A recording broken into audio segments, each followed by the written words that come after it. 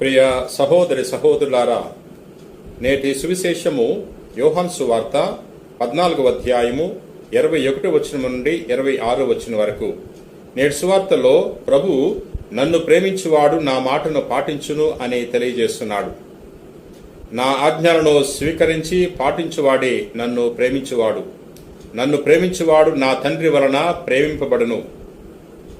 నేను వానిని ప్రేమించి వానికి నన్ను తెలియపరచుకుందును అని చెప్పెను.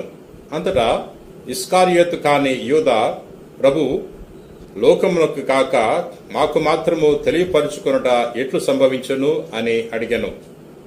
అందుకు యేసు ఇట్లు సమాధానమిచ్చెను, నన్ను ప్రేమించువాడు నా మాటను పాటించును. అప్పుడు నా తండ్రి వానిని ప్రేమించును.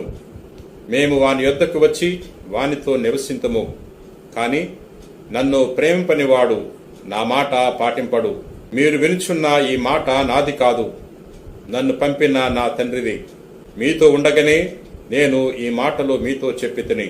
కాని నా నామమున తండ్రి పంపనన్న ఓదార్చువాడు, అనగా పవిత్రాత్మ, మీకు సమస్త విషయములను బోధించి నేను చెప్పినవన్నీ మీకు తలపునకు తెచ్చును.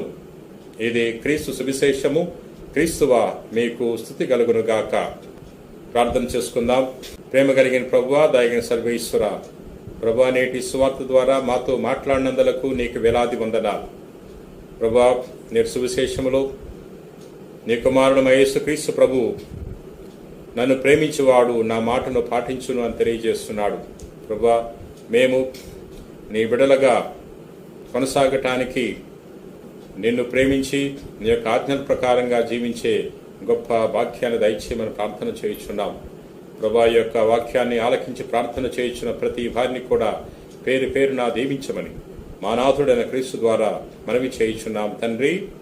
ఆమెన్.